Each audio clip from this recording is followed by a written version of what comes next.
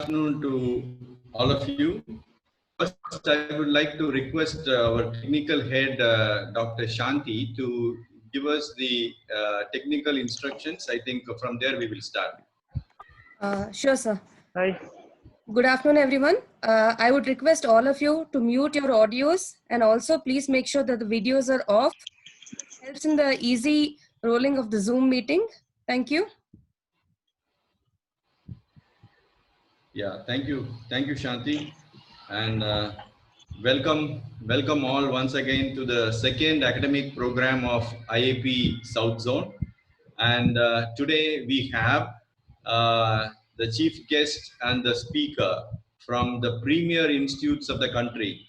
One from All India Institute of Physical Medicine and Rehabilitation, Mumbai, and the speaker from Christian Medical College, Vellore. So I take this opportunity to request Dr. C.K. Sendil Kumar sir, Joint Secretary of South Zone IAP, to give the welcome address to the gathering. Good evening, everybody.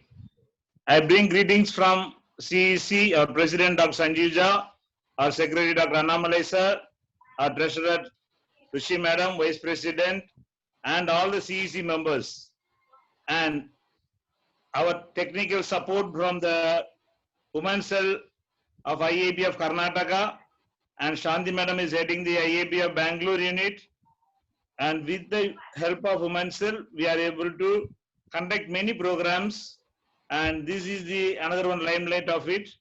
In this regard, I'm happy to welcome each and everyone. Even I was also wait with around 200 members outside to enter for 5 minutes. In case you have waited, think that for good things you have to wait. In life, if you don't wait, if you're getting anything easy, it may not be that tasty. So you have waited means you are going to have a very good thing in their life today. And I welcome our Honorable Chief Guest, Tilang Madam, Dr. Vimal Tilang. I know her more than 25 years. She was my teacher, and she was a research officer in All India Institute, and she has represented India in many countries in rehabilitation field. When I was student, that time itself she has gone abroad, and she was a topper in all her studies, and she can explain anything so simple the way anybody can understand. She was and we are happy to have her over here. And madam, we welcome you, madam. Thanks for being with us. Thank you, Shantil. Thank you. Madam, we are not changed. You're keeping the same 25 years, 30 years over also, you're not changed. Thank you so much. Thank you. Then, you have a way. Sendil sir is from CMC Vellore. So happy to welcome you, sir. At the younger age, you had achieved so many things, you had done so many conferences, so many seminars, and so many presentations. Happy that you are accepted our request and joined us to give us the speech on cerebral palsy. I hope all the members and students and the physios will surely benefit of your talk. And our moderator, Selvin sir, a very nice gentleman. Anytime, any kind of help, is a bridge of all the people. If there is any difficulties, we know he knows how to bridge everything. So Selvin sir has put the bridge from CMC Vellore to ABMR Delhi. Sorry, ABMR Bombay. Sorry, ABM Bombay. So it's all your take and your initiative has come up. Thank you so much. And Thank you, I sir. welcome each Thank you and for the every opportunity, sir. participants, principals, staffs, physios, and students for accepting a request and joining in our webinar. On behalf of CEC, I welcome you all. God bless you all. Thank you so much. If God is for us, nobody can be against us. Thank you so much. God bless you. Thank you, sir. Thank you for your wonderful welcome. And now this is time for the chief guest of the day. And we request you, madam, to kindly bless us and with your words so that we will be able to grow and we will be able to help our profession and also the budding physios who are coming to make our profession better. Thank you so much, Rajan, Samuel. I take this opportunity to thank IIP and the IIP South Zone for giving me this opportunity to speak to you all and meet you all in this time of lockdown. I think we are able to unlock ourselves and come and see. We know the ways how to unlock and again still meet. So technology has really come our way to help to meet all of us to meet, if not in reality, at least in virtual. And since now we are using a lot of virtual learning and virtual reality in our therapy, so I think this is part of now. This is going to become a part of our daily lives. With respect to the webinar that you have done, the topic about fostering physical development in children with cerebral palsy and the role of physiotherapists, I think this is a very relevant topic because we only talk about generally the treatment aspects, but this when we are talking about the international classification of functioning, and so we are aiming, our aims are basically at the child's participation. We are talking about the children participating in society so they have a better quality of life. And with the changing disability scenario now, where I remember me as a student and me when I was a therapist in my younger, we used to see a lot of polio children, and now the same polio children with polio, and which has now thankfully has been eradicated. But it has been replaced a lot. We used to see very few children with cerebral palsy, probably because the mortality rate was higher, and then with the better mother and child health programs and better perinatal care, we are having more children with cerebral palsy. The incidence has increased, and it is since so we are left with a lot of children who require care, and these are children who have though the brain damage is non-progressive, the child through development goes through from adolescent, from childhood to adolescent to adulthood, goes through a lot of changes. And now, so the child with CP, because of the physical growth and development, the adolescent issues, the child through growth has new social roles as a young adult. Then there are declining social systems. The child has a lot of other issues in school, at workplace. There are existing comorbidities which can come along the way because the child's energy consumption levels are much lower. There is change in the structure of the muscle. There is change in the EMG patterns. There is a lot of cardiorespiratory issues. They are lower on the cardiorespiratory. So the physical fitness levels are lower. So that's again, they become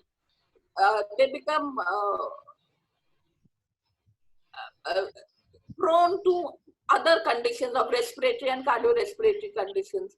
So they are exposed to less, the exposure to the environment becomes less, and this in turn reduces the physical fitness, and in turn again, so it becomes a vicious cycle. So as they enter adulthood, they have again new problems in their ADL. There is worsening of the existing conditions. And therefore, what we as physical therapists, we need to understand there are issues across the lifespan as the children with cerebral palsy grow into adulthood. And it is our role to, and we need to maintain the physical and the functional capacity of these children along the life course. And remember, in the ICF Child and Youth, they have put health professionals under the environmental factors which make up the physical, social, and attitudinal environment in which people live and conduct their life. Health professionals become a very important part of the environmental factors. So which health professionals, in which we are very much included, we can become a contextual factor as either a barrier, or we can become promoters. We can be facilitators. So we have to understand our role as facilitators. So it is that what we give is in the right direction, what we are providing the child. And when we are talking about the right direction, we are talking about that we are helping the child participate in society. So we have to meet the goals of the child's participation. So we cannot go by our goals of just wanting to reduce spasticity or just wanting to improve the tone or wanting to improve the control. We have to finally aim at, we are not just aiming at reduction of impairments. Yes, that is a very important part of the, it is a way, it is a means to the goal of trying to, we have to make a difference in the life, in the attitude of the child and the family. Remember, the family also becomes a very important part of our therapy procedure, especially the family in terms of the caretaker, because the caretaker is almost to an equal amount affected as much as the child. So the responsibility, because the child is with us for maybe maximum an hour, but the rest of the time the child is spending at home or in the school. So we have to see to it that the child is able to meet all the roles as a human. So when we are talking about human rights, the child has to have these human rights of being able to go through all the stages of, when we are talking about physical development, we are not just talking about in terms of muscles, bones, and joints. We are talking about the physical development so that the child can participate in society and be an equal participant with equal opportunities, where the child is able to contribute, become a contributor to the society in the development. He or she becomes a very important part of the development of the society. So this is where we as physical therapists play an important role in, by improving on the physical capacity of the child. We are improving with the child, making that child or that individual participate in the society, and we are able to meet his or her felt needs. So our goals as health professionals, as physical therapists who are helping the child grow into an adult, meet the needs as that. So when we are talking about meeting the needs, that means it is our responsibility to see that the child's physical development in the form of not allowing contractures to take place, keeping a surveillance on what about that there are no, like now they are doing a lot of studies on that the children do not develop hip dislocation. A lot of children, especially in the GMFCS level 5 and 6, in 4 and 5, they develop, or even the younger one, or the ones in the lower grades, develop hip displacement or hip subluxation or dislocation, prevention of deformities, prevention of bad posturing, anticipating what could happen, and providing and getting the family involved in the treatment program. And and we have to understand the role of other professionals. This is not something which is just, it is a multidisciplinary approach. So we as therapists, we have to understand that the other professionals are also equal. We are all stakeholders in this. And finally, the participation and the goal-oriented, the felt need of that individual and the family have to be met. This is what should be our goal. Thank you. Thank you very much, madam. Thank you for your time, and you have given an overall picture about the condition, and I think you have made it more simple for Sendil to continue. And I think I should say one thing, like when I was discussing with CK sir, like sir, we need a chief guest for the program. So he told me, no, wait, I will get you the right person. So you see, like always we think about our teachers, we respect our teachers because it is how it influences our life. So always, like to whatever level you grow, you become a principal or even you become a president or prime minister of a country, the respect to your teacher always stays. So that is what has happened today. So, and thank you very much, madam, for your wonderful delivery, and we love to hear from you soon in a different seminar. Thank you so much. Thank you for the opportunity. Thank you, ma'am. Let me now request Dr. Selvin James, convener IAP Vellore branch, to introduce the speaker. Thank you, sir. Thank you for this nice opportunity. I would first of all like to thank the entire IAP South Zone for having a nice, wonderful evening to be very creative. Thank you so much, Dr. Rajan sir and Dr. Sendil sir for taking this initiation. And it's a very great pleasure to have Dr. Vimal madam also, who is a very, very down-to-earth personality, though she is in the top position. It's a great opportunity for me to introduce my good old friend, Dr. Sendil Vel Kumar, who is going to be the speaker for today. I have known him since a decade, and he is right now working as a lecturer in the Christian Medical College, Vellore. And he's been working in CMC since 2006, and he has done both his undergraduate and postgraduate from the KG College of Physiotherapy, Coimbatore. And he has presented enormous numbers of papers in national and international level, and has acquired a lot of awards. I would just like to mention few awards which he has scored.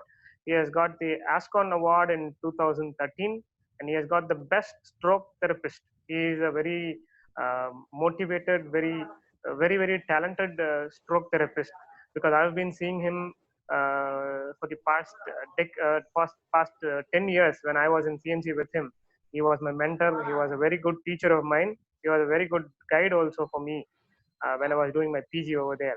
And he is very interested towards stroke patients and spinal cord patients. And he is also a member of the International Spinal Cord Society. He has also got the Best Junior Scientific Paper Presentation Award, and he has got many other awards in IAP's national conferences in 2010. And he has traveled across many overseas like Malaysia, Thailand, and few other countries also. And he has been presenting papers over there. He has got a lot of awards. He is a very talented teacher. And one thing which I admire from him is whatever the complex of the subject may be, he would put you into a very simple statement where each and every one in the class understands. He's a very good teacher, and CP is one of his favorite subjects also, and he's an expert in that. He deals with lot of CP patients and spinal cord patients every year. So he's one of the best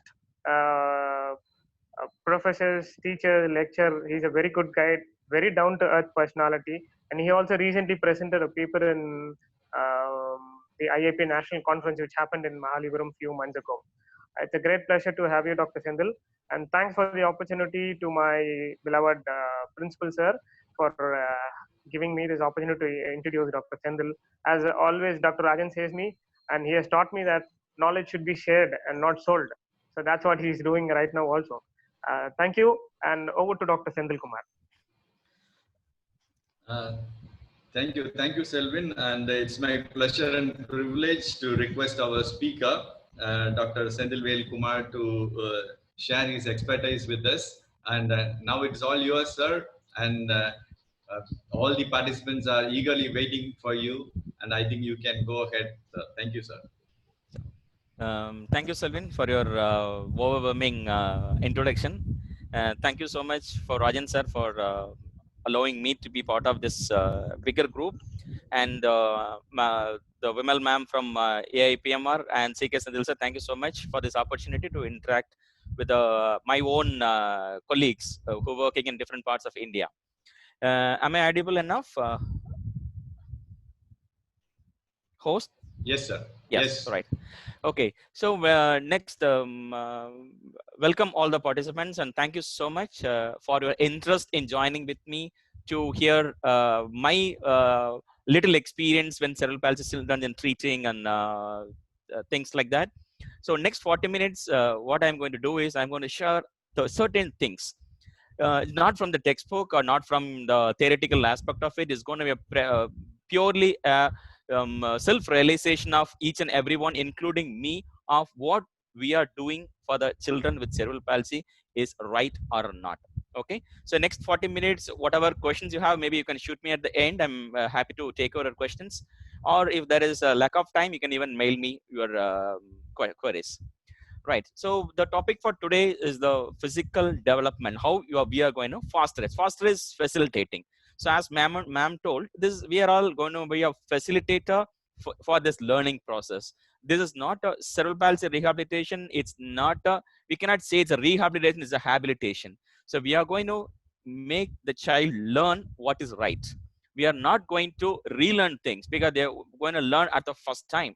So the physical development starting from the fetal posture to standing. So it's going to be a phase by phase, and we have certain key milestone which need to be achieved at a certain point of time that counts for to identify someone with a delay or whatever. So as a physiotherapist, we are worried about certain physical development.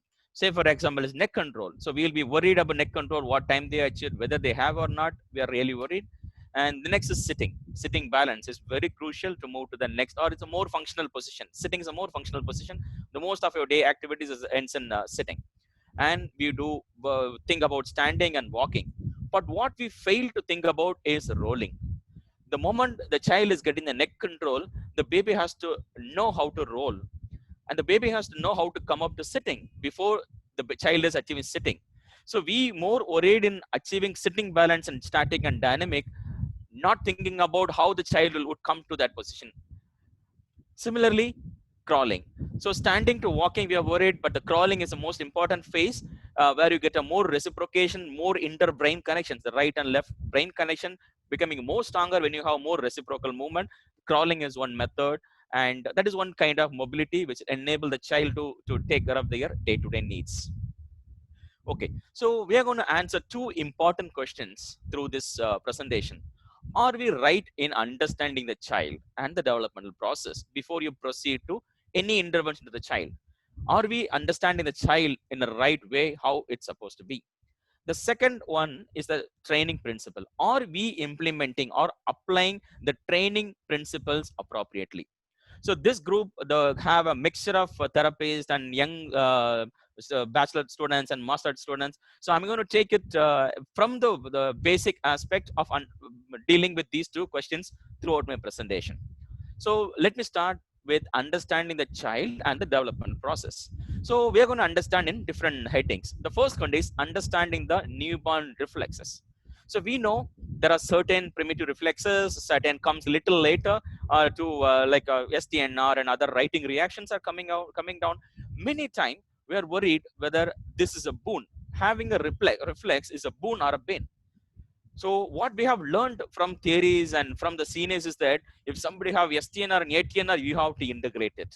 Yes, of course, we need to integrate only when it becomes a pathological. So God has created these newborn reflexes for a purpose. What are the purpose? These are the reflex of survival. So there are certain reflex which is there when the moment the baby is born. A certain even in the intrauterine life itself, the baby has developed certain reflex or given with the reflex for a survival. One of such nature is a sucking reflex. If the baby is not having a sucking reflex, definitely the baby will have a difficulty in feeding. If the baby is not having a rooting reflex, in the late night when the mother is very tired, when the child is taking the milk from the breast, suddenly the baby is missed the nipple. The baby can identify only with the rooting reflex. The moment the nipple is touching the cheeks, automatically the face turns towards the direction to pick up. So all these basic reflexes has been given for a survival purpose.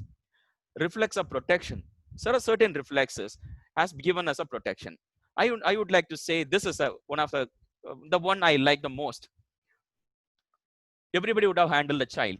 So have you ever tried lifting a 2 months or 1 month old child by holding the hand? The moment you try lift, we may think that the baby will not be able to sustain your force, but you could see the baby is coming along with you. So there is something called traction reflex, where the baby will not allow you to pull, because God knows that if you give maximum traction, the joint will displace. So God has created a counter force to generate from the baby child. So though it is very little child, doesn't have a much of voluntary and muscle control, but still the baby will be able to create a counter force to come along with you. Traction reflex, the reflex of protection, reflex of control and development. So this reflex of control and development is this. So this is the reflex of STNR, symmetric neck reflex. So what is symmetric neck reflex? When you extend your head, Your upper extremity go for extension and lower extremity goes for flexion.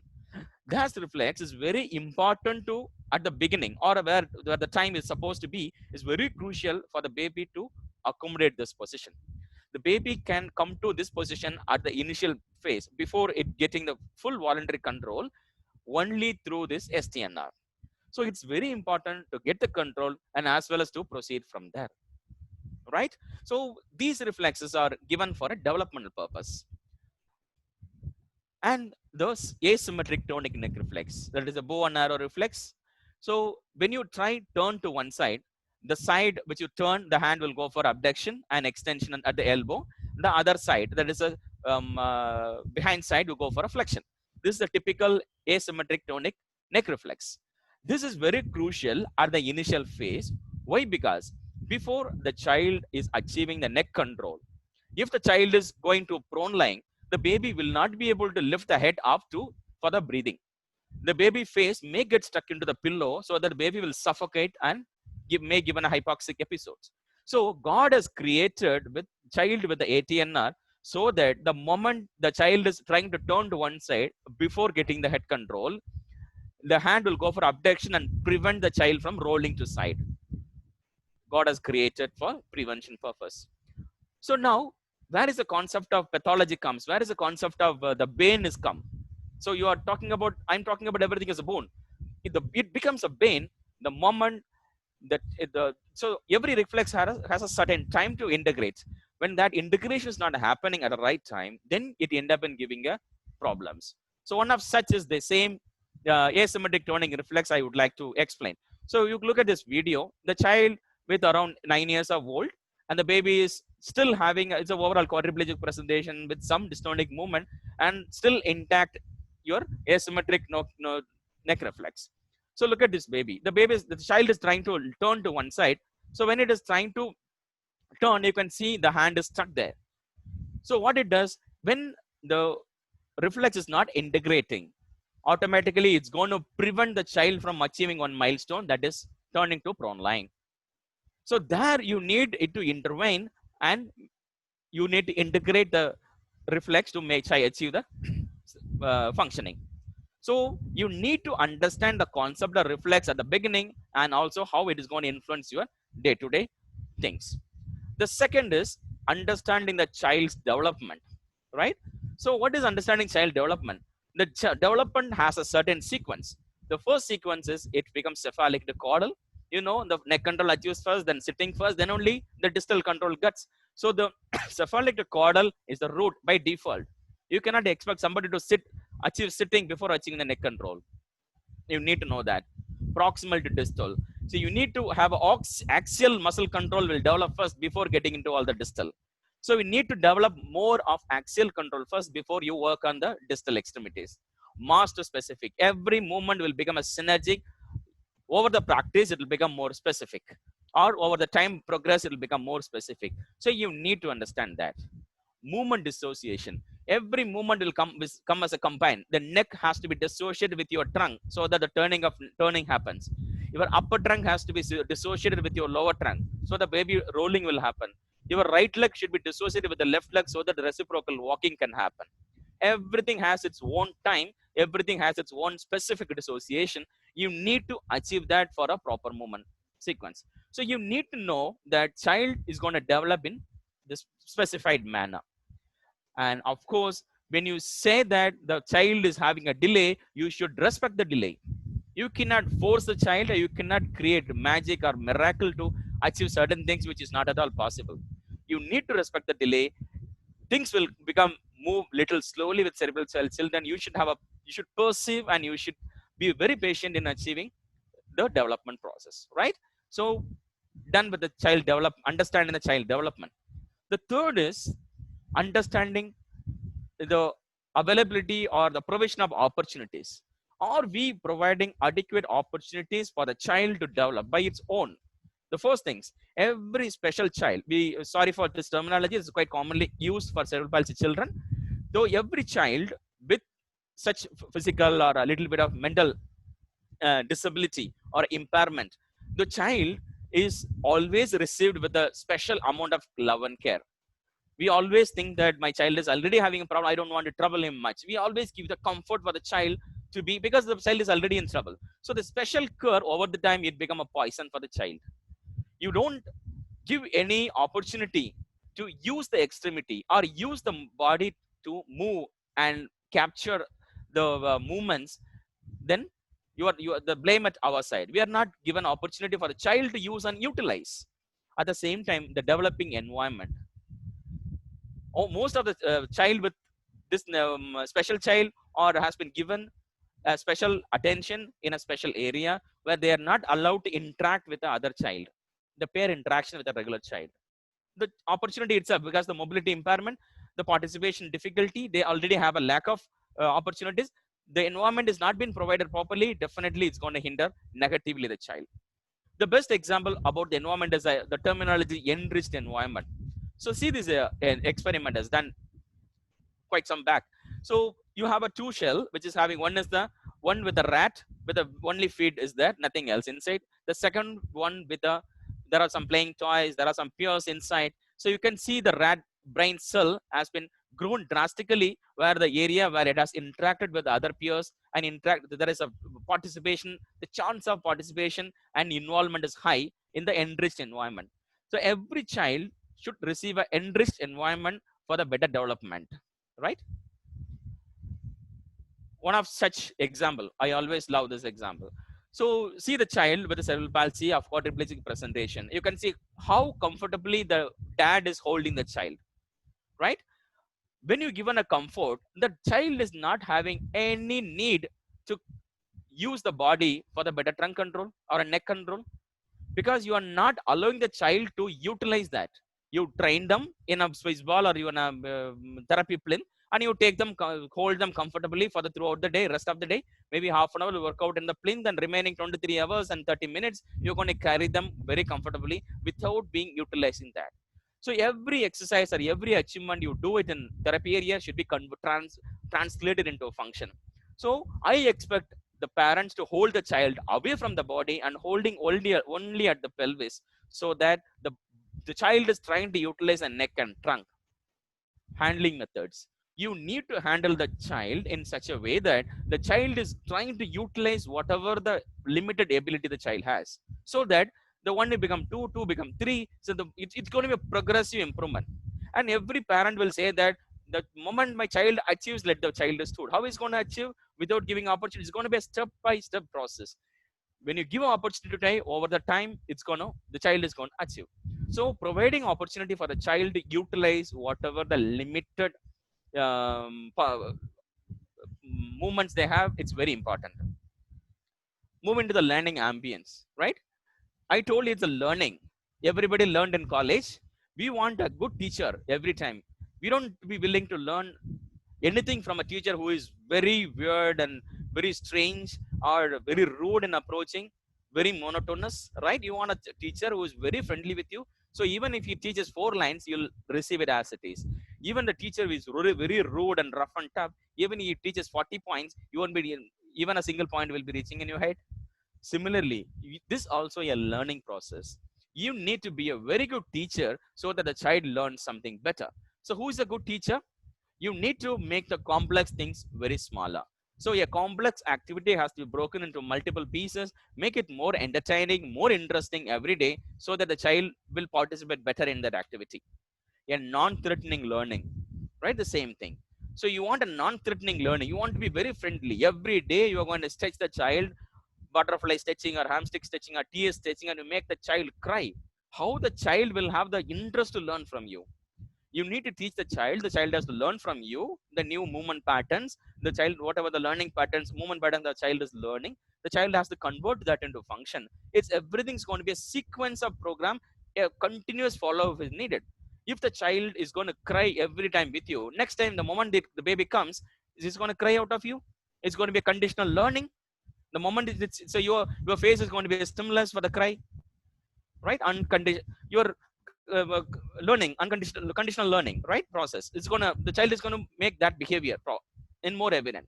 Always use operant conditioning. You always love to receive good feedback from your teacher, rewarding. Yes, very nice. You have done a very good job. So the same thing child also required. So every small movement, every any small activity the child does require a rewarding, right? That is going to boost the learning much more better shape.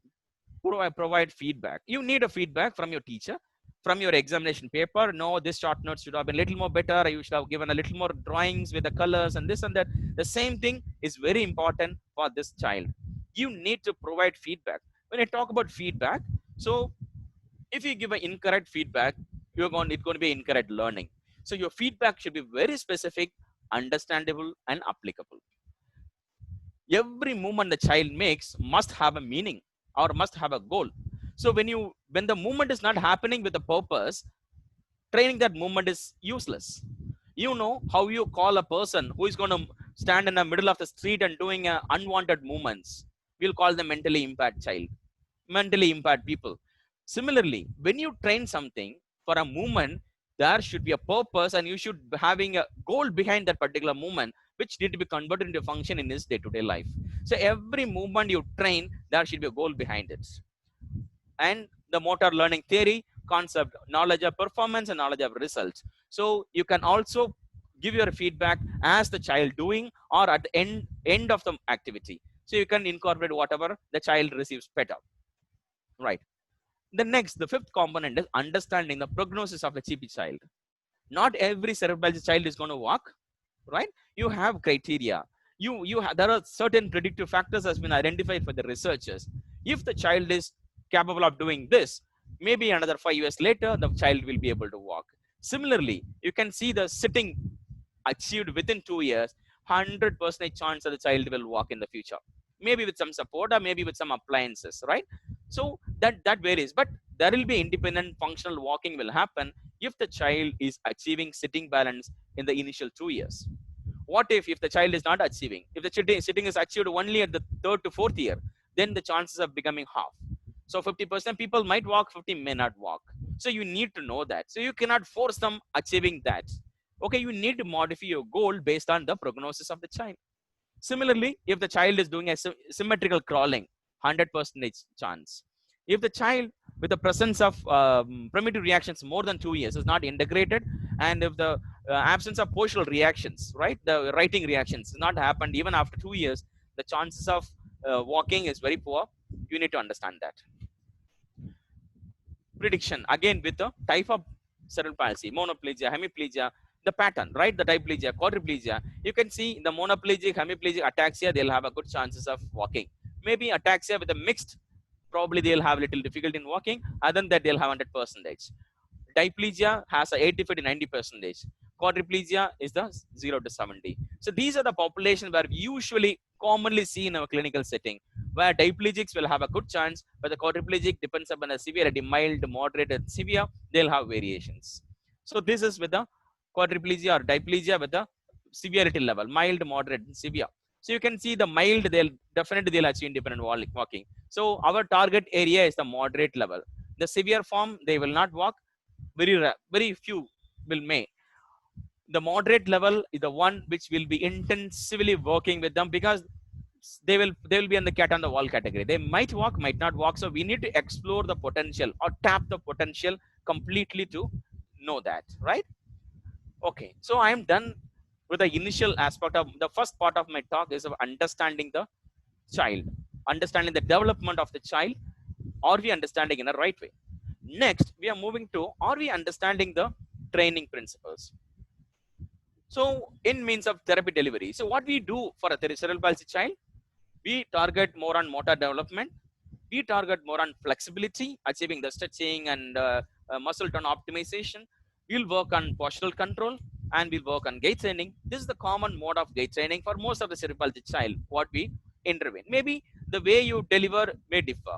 Somebody may use different approaches to do that. Somebody may use a traditional model. So everything is going to work towards this common goal. So the moment I say cerebral palsy, there are certain exercises comes in my mind or everybody's mind. We'll do passive movements, we'll do DA stretch, and we do the butterfly stretch for adductors, and we do the hamstring stretch like an SLR, and we do bridging. It's quite common for all the CP, and we'll put them on a big size ball, and we do all the rock and roll on the ball, and we'll make them walk with the hands under the axle and make them walk with the pointing toes. These are the quite common exercises. We'll use it. The moment CP child entering into the clinic, we have a set of exercise to teach. We just go do a default bridging, do default DS stage, default butterfly stage, and the parents will be so much interested in putting the ball into the Swiss ball as if the Swiss ball is a magical ball. And even if you don't give a Swiss ball training on the particular day, the parent will be very unhappy that you didn't give an opportunity for the child to give on the ball. And every cerebral palsy child family will have a Swiss ball in home defaults. 99% of people will have a Swiss ball in their home as part of their training routine, right? Okay, so we are going to discuss over this for next few minutes. So whatever we do, the exercises which are shown in the previous slide, are we doing that with a specific goal in our mind? Are we doing a goal when you do a passive movements? When the child is able of doing some active movement, we are doing a passive movement. What is the purpose of doing a 100 and 200 bridging activity when the child is already doing a bridging very well? What is the point of stretching the hamstring when the child is already having a good flexibility in the hamstring? We always stretch the hamstring just because they are CP child. We stretch for the sake of stretching. We need to stretch the muscle for cerebral palsy. When the moment we say cerebral palsy, we stretch adductors, we stretch hamstring, we stretch TA, we will provide passive movements, we do bridging, we'll put them on a ball. Or we doing it for a specific goal, or we measuring whatever we do. Am I measuring the TA tightness and hamstring tightness progressively so that I know that there is a point where the flexibility has reached the maximum level, I should not, thereby I do not stretch again? Am I setting a time frame to do that? Am I going to stretch only for 4 weeks to achieve this target, or I'm going to stretch the CP child for the lifetime? We need to really think about it. So whatever goal we set should be achievable and realistic, and whatever the intervention we give should be with a more specific goal. I told the movement should be meaningful when you have a goal. When you don't have a goal, every exercise you do is going to end vain. It's useless, absolutely useless. Are we applying the motor learning principles in whatever the routine exercise we perform in our therapy area? Learning requires active participation. Are we incorporating that? Many times you end up in giving passive movements. What is the role of child in that? The child just relaxes. Maybe when the child is completely paralyzed, quadriplegic presentation, no movement is possible. You need to break the barriers to reach the full range of motion. Of course, it's necessary. But at the same time, yeah, wherever possible, the learning require active participation. Every child should participate in whatever activity you do. Anything you do passively, no learning happens. Sensory feedback is very important. The feedback, it may be a visual feedback, it may be auditory feedback through your encouraging words or with your contacts. Are we very particular in that, making your contact? Are we contacting or keeping our area in such a way that the child is facilitating that movement? Or we randomly keep our hand anywhere, wherever we feel like? The movements are synergic, and the child is having a lot of spasticity and spasms, and you keeping hand here and there is going to increase, give more triggers for the spasticity to develop. So your sensory feedback is very accurate and appropriate and very simple, so the child will utilize that to improve from that particular point. Repetition matters. Learning not comes with 10 repetition. Learning comes with thousands and thousands of repetition. We do 10 repetition movements. We do 20 repetition movements. Not at all sufficient. You do 30 repetition movements in a day in a therapy hall, and the remaining throughout the day, the baby is not moving that joint at all or making that activity at all. How the learning is going to happen? The repetition is should happen in some way or another throughout the day. A task specific activity. Every moment should be task specific. You should have a goal for every activity. So we call that wire fires together and wires together. So you don't see a single muscle is being activated for a single activity. You always have a group of muscles acting together to achieve that activity. Each muscle may be from a different myotomal level. Something may be from C5, something may be from C7, different, but they work together. We do not know how God has created that connection, but the connection is made together. So you need to train them together.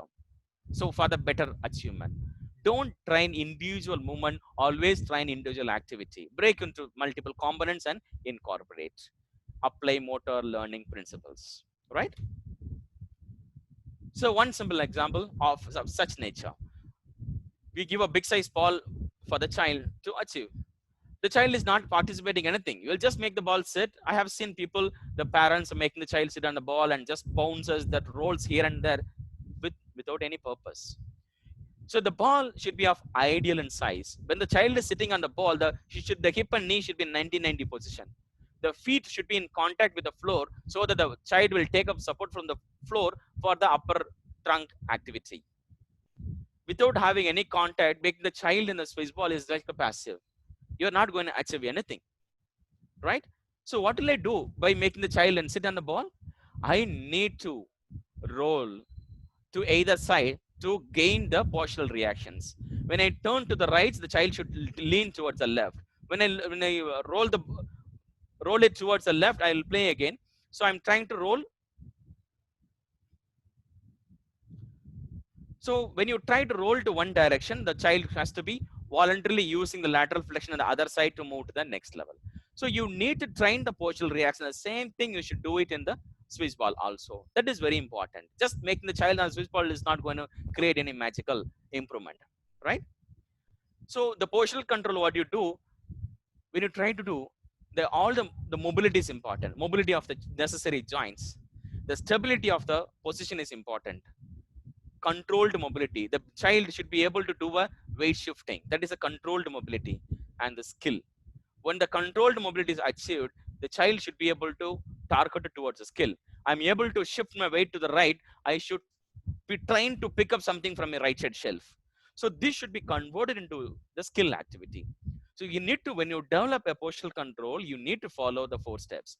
Mobility, stability, controlled mobility, and the skill is very, very, very crucial to do it, right?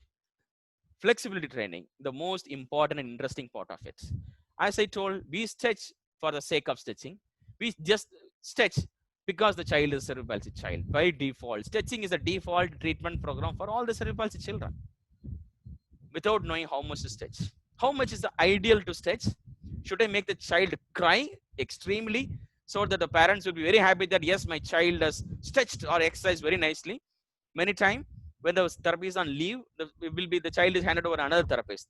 Next day, the previous therapist will come. The parent will say, yesterday the therapy was not good because the child did not cry well when you do the stretching. I think the stretching is not effective.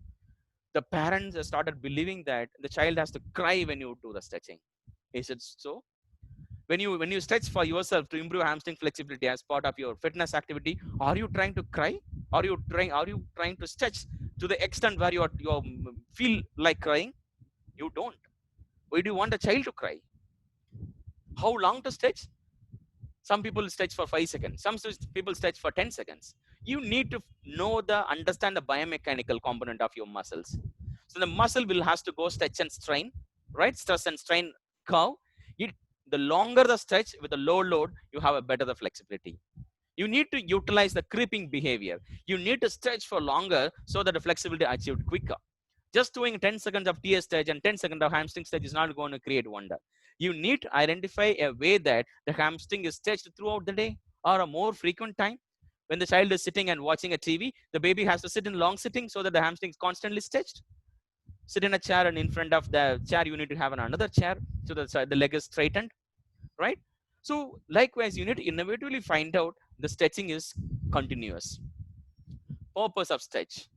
How much of hamstring flexibility is essential for walking? Can anybody say? We will always measure the hamstring tightness through popliteal angle. Even 30-degree lag of your popliteal angle seems to be good enough. Even you and me will have a 30-degree lag. Out of 180-degree position, you always will have 150. That is more than enough for your routine life. Am I limited with any of my activities just because maybe I may not do a gymnastic, I may not do a ballet dancing because my flexibility is not good enough. So for that, I need to stretch and achieve that flexibility. Other than that, for my routine life, I don't need to stretch of that much. But what we do, we stretch the hamstring to the maximum through the SLR. See that your knee is going to touch on the forehead. So the child has been stretched to the maximum, overstretched. Adductor has been stretched to the maximum. right? So you need to know for what purpose I'm going to stretch this hamstring, right? Think about it. I'm not going to give any suggestions. You need to think about it. Am I thinking all those things when I stretch my child? How to stretch, right?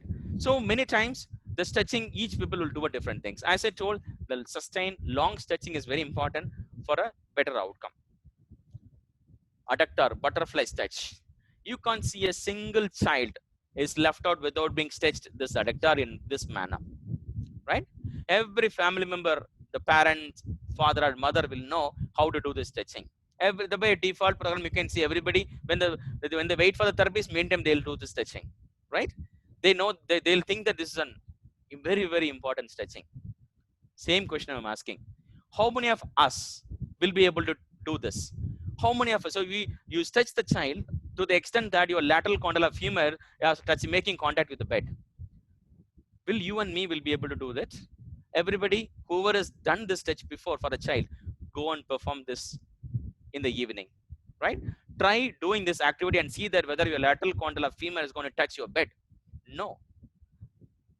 You don't need to stretch that much, or you don't need to do this stretching to achieve. Maybe that is important for a cross leg sitting, but how much is important? How much is needed? You don't need to stretch to the maximum. You tear off completely the adductors. When your adductor is extensively stretched, your abductor is going to work poorly. You need to have an agonist and antagonist working optimally. Optimal lengthening, counterforce is essential for the abductor to function better. So you need to think about it before you make the stretching, right? I always stretch the hamstring in this manner, right? So when you put the child is in supine lying and you try to stretch the hamstring, right? What happens? The child, out of the scream and curiosity, the baby lift the head. If the child having symmetric neck reflex intact, the moment the child is lifting the head, automatically the leg is going for extension, right? As a reflexive activity. So though how much of force you give, how much of tone is firing against that. So literally you'll be fighting against the tone rather than fighting against the muscle fiber.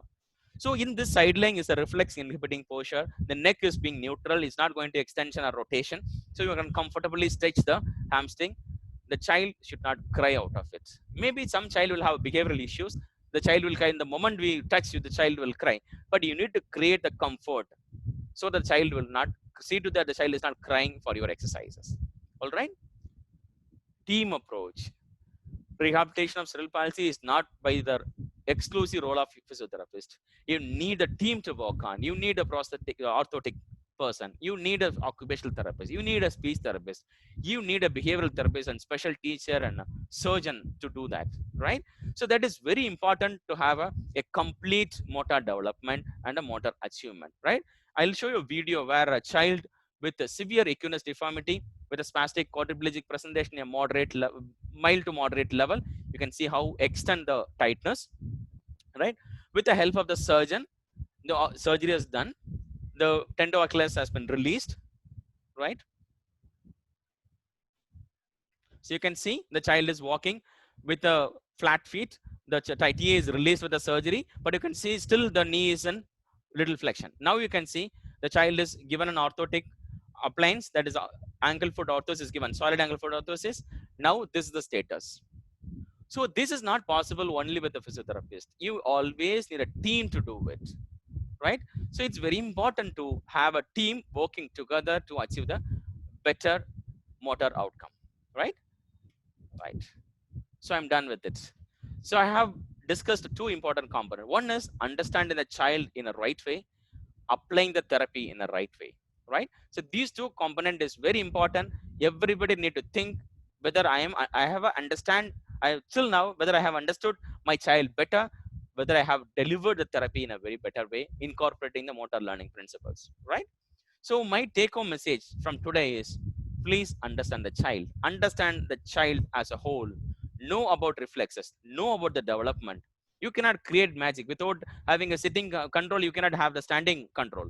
So everything is going to follow a procedure. You need to wait for that. I always remember the advertisement where the child is, parent will sit with the child will say banana. The moment the child say banana, the father will try to teach Czechoslovakia. You cannot do that. You need to go always in a step-by-step manner, right? You cannot create complex things in a single day. It takes time. You need to understand that. You need to respect the motor delay. The motor delay is there, so everything will be delayed. You need to go as slow as possible so that the child is coming along with you. Provide feedback, necessary feedback in a right way need to be given, because incorrect feedback is going to, so if you're going to make the child walk with a cesarean gait, the same thing is going to reinforce, the child will have the same cesarean gait. So the child should know that how, the parent should know that how to make the child walk without the cesarean, right? That is very important. Analyze the possible prognosis. Don't fight for the child to walk when the child is having a low possibility, that is a severe motor function deficit, right? The lowest grade in the GMFCS, gross motor classification system, the lowest score. But the child, you know that the child is going to be in wheelchair, not walk. You don't think about walking. Provide an alternative, because the sitting balance, the child will take very long time. Actually, sometimes the child will not achieve at all. So you need to find alternatives for that. You need to do a SMART goal setting: specific, measurable, achievable, realistic, and time bound. Time it. I'm going to work to this goal for this particular period of time. Don't just exercise for years together. Stretch as appropriate. Always think about why I'm stretching, how much I'm going to stretch. Very, very, very crucial. Please think about it, and try to incorporate all the motor learning principles about the repetition, active participation, right?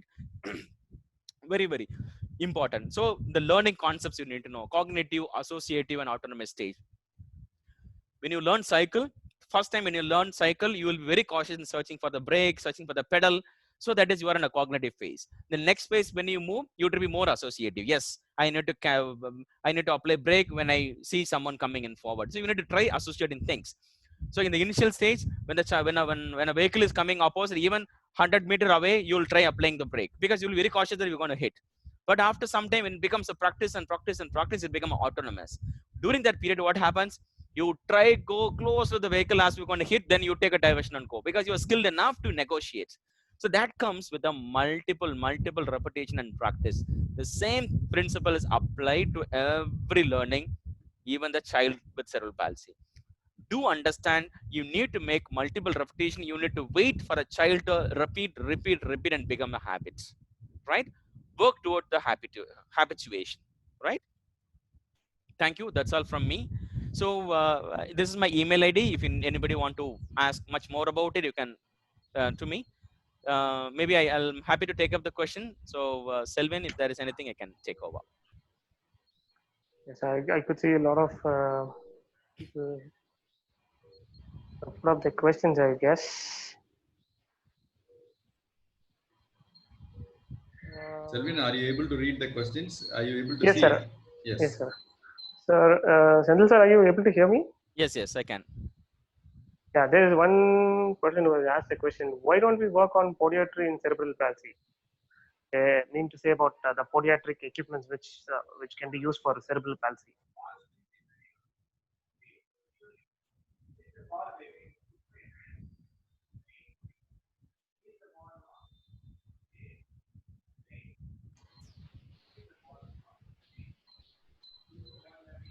Sir, Senthil sir, are you able to hear? Oh yes. So the question is, why don't we work on podiatry in cerebral palsy child? Most of the foot deformities, I think, is that mean on podiatry is about the foot you are asking about? Yes, sir. Yes. So the podiatry workouts, because the foot architect is going to change because of spasticity. You don't see a proper structured foot is going to happen, and at the same time, you also think that your intrinsic muscles not going to improve with the progression. The distal extremities are going to involve more, especially the foot, with the severe TA tightness and spasticity of the calf muscles. So we don't concentrate much. We may do only when the child is walking independently, where without any appliances. So if the child is not having a angle foot orthosis, definitely we need to work on more with your podiatry. When the child is going to fit the feet into appliances like angle foot orthosis, definitely you don't need to worry much about it, because the problems are much more than your podiatric aspects. Okay. Thank you, sir. Yeah. There's another participant named Neha who was asking about the psychological and social problems of the parents why do parents of CP children have physical, social, and psychological Yeah, problem? Meaning, definitely. I guess she's asking about how to overcome that, or how do we teach the parents to overcome the psychological and Right. social problems? Right. So the children with cerebral palsy is going to be not only with a motor delay, so there will be a more of a psychological behavioral problems that is going to interfere with the social participation. So for the child and for the family is going to be a big impact. It's not a the problems are multidimensional. So definitely they need to work on. So that is why I told you need a team to work on. So the physical may be targeted by physiotherapists, the social may be targeted by a special teacher and the social workers, and psychology with the behavioral modifier, a psychologist. So you need to have a team working together for this. And the child disability is always going to have an impact on the parents. They are completely burdened with the care. So the burden of care and the stigma associated with it will have a great impact on the psychological aspect of the parents also. Thank you, sir. Thank you. There's another person who's asking about, Shruti is asking about, are there any assessment tools for the GMFSCs? I think there's a score. We do Yeah. have follow a score in Yeah, we CMC. have GMFCS is a classification system. You cannot use that as an outcome measure. So Yeah. you have a GMFM, gross motor function measure. It's a 68 and 88, the two scales. One of the 68 components, 88 components, one is a 68 component. And we have so many varieties of assessment tools is available for CP, overwhelming. So each something will have a very extensive assessment. Something will be not free to use. So we can explore options on that. There are so many. Most commonly, the gold standard ones are GMFM, gross motor function measure, 66 or 88. You can use it. Okay, sir. Thank you. There's another person called Neelaveni who's asking about double sitting. Yeah. And if a patient is sitting in double sitting, how to make her into cross leg sitting. Probably they would ask how to correct it, I guess. Right. So sitting with the W sitting is a more vulnerable position for maldevelopment of your hip joint. So the head, the initial phase, the head has to develop properly. So you may have a congenital dysplasia because when you try sitting, the head will be out of the socket. So this is going to be internal rotated and adducted. So during that position, if you sit, the child will sit very comfortably because the child doesn't require a proper muscle control to accommodate that position. So the pelvis is going to lock the spinal cord into the vertebral in such a way that you require very minimal muscle control to do that. So the child can achieve that position in very comfortably, can sustain for longer time. So it's very important to avoid the W sitting, not only in the therapy hall, not only by the parent, every member in the family to be aware of this W sitting. Every time the child is sitting, assuming the W sitting need to be corrected then and there. It's very important to do that. Yeah. I remember you teaching me that.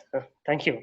There's another participant who's asking about, can you elaborate on dosage, treatment session, and follow-up? Yeah, so especially during lockdown phase. So Yeah. yeah, that's a very nice question. So we were thinking about tele physiotherapy. I think some of the institutions are already doing that. So training a cerebral palsy children is like training athletes for a training. So the athlete will not train himself throughout the year. So there is something called periodization. So during the competition time, the individual will train himself to the extent to which he needs. Throughout the remaining times, he'll do a mild kind of exercise so that he maintains that, right?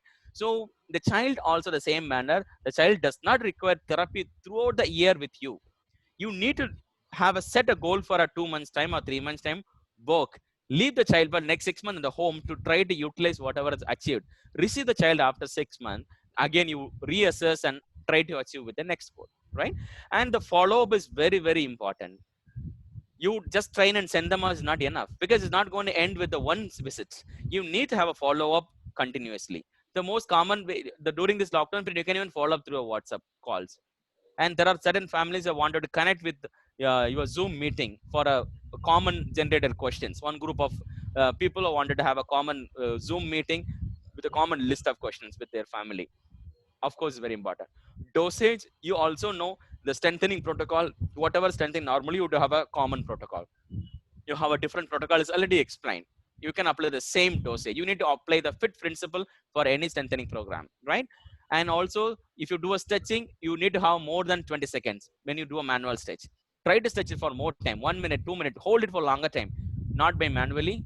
Try some alternate method to do that, so that the flexibility you are achieving much quicker than as you receive with the manual stretching. Thank you, sir. There's another person who is asking about what are the new techniques to be learned by physiotherapists for treating CP. We have And I have also a question in this. Does the robotic device help in CP? Robotic not gait training method. Yeah, not very much. All the bodyweight supported training working towards a central pattern generators that has been created for people with spinal cord injury to create movement even without sensation. It is under Okay. research basis. But at the same time, having a robotic, you are going to offload the child. So the child is 40 kg weight. The muscle power in the lower extremity is capable of holding only 20 kg.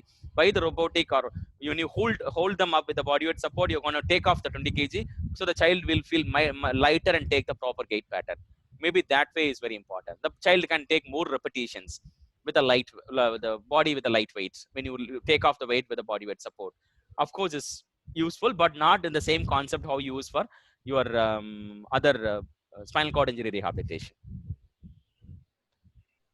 Okay, thank you, sir. There is another person called Priyanka was asking about neurofacilitation techniques. Would it be helpful in rehabilitation? Definitely. So we are talking about facilitation. So facilitation is one going to. So the facilitation should happen in the neural level, muscular level, and every level. So neurofacilitation techniques are very useful in children with cerebral palsy, but you need to know how to incorporate and apply. You need to know how to do it with the proper feedback and input. It's very important. Okay, sir. The person who was asked about case history, a 14-year-old female with dystonic CP, GMFCS level 5 with subluxation of the left hip. What could be the possible goals for her physiotherapy? Definitely on a wheelchair only. So it will be very difficult because the hip is dislocated. Either they'll do if you have a pediatric orthopedician, they may do surgery to fix it. Other than that, if the sitting balance is not achieved, definitely the child will have be only, and also dystonic CP. When there may be a lot of associated dystonic movements, definitely the child may be better to live in a wheelchair. Mobility maybe with a motorized wheelchair or whatever possible things can be explored. Okay, thank you. There's another person here asked about strengthening exercise for contracted muscles.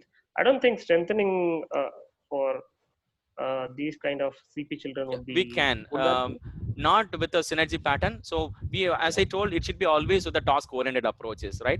So if when you do the task-oriented approach, for example, I'm trying to pick up a cup from the table, my triceps is not functioning properly because the triceps is weaker. That muscle need to be strengthened in a proper way.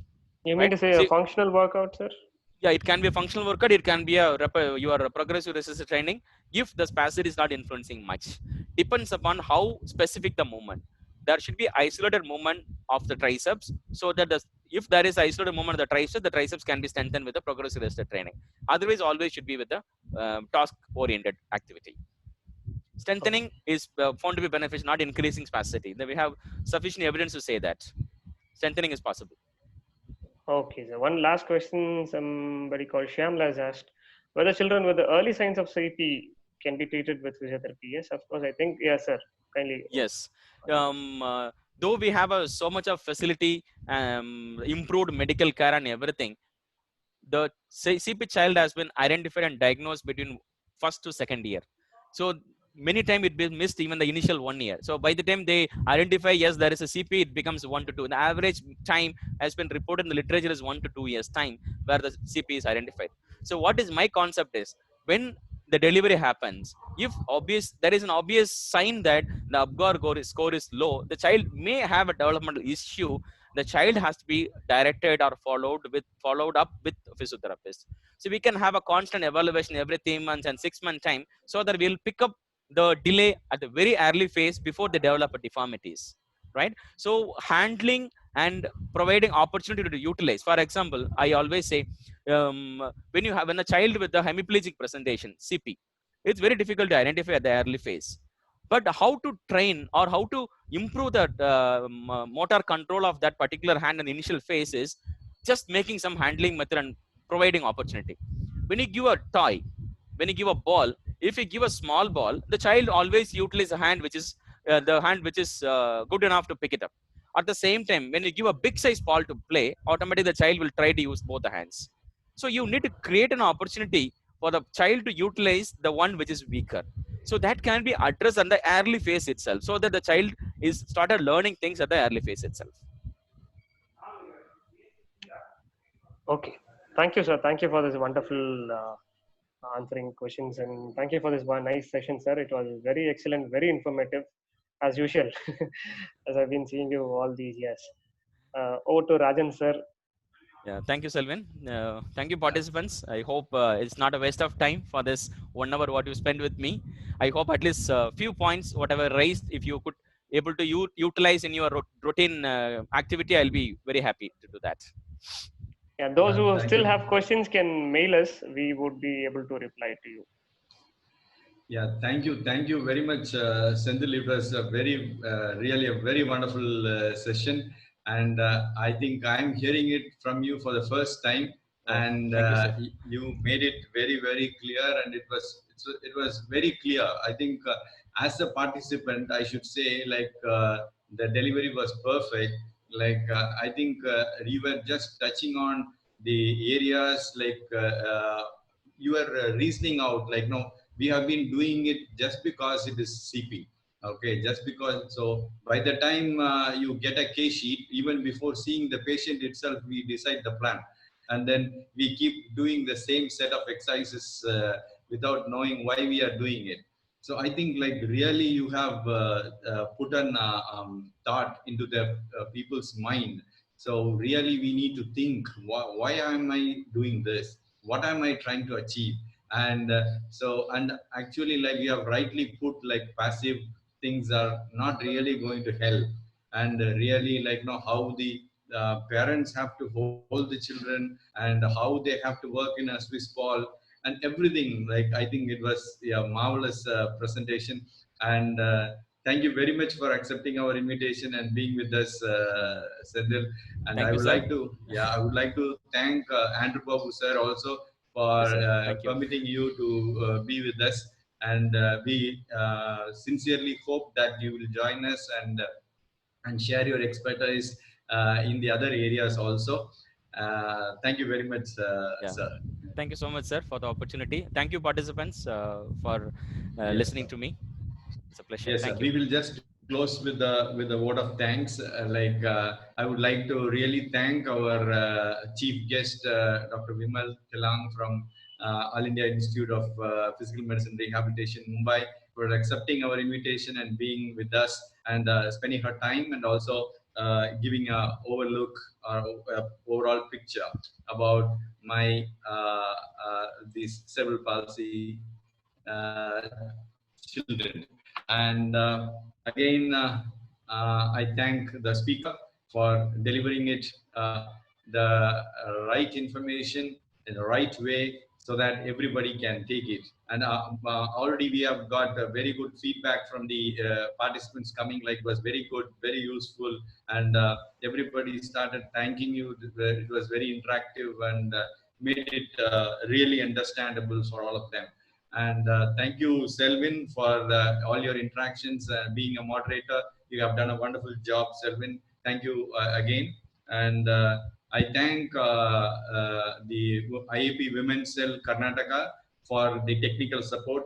And I especially thank Shanti and Sumita ma'am for being with us and guiding us and being throughout the program. And I think this program, we didn't have any technical issues at all. And I think like without any interruption, everything went on very well. Thank you very much, madam. So I thank all the IAP South Zone members, like Dr. C.K. Sendil sir, Dr. Anjani Kumar, and all the other members, and all the IAP CEC for being with us.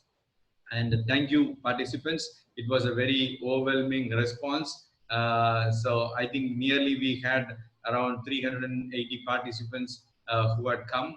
And then definitely I think like it is a wonderful time for all of you. So keep learning, and uh, let us use this pandemic period rightly, so that when we step out of our houses and treat patients, it's going to be really different. And definitely we are going to make change in their life. Thank you very much. Thank you, sir.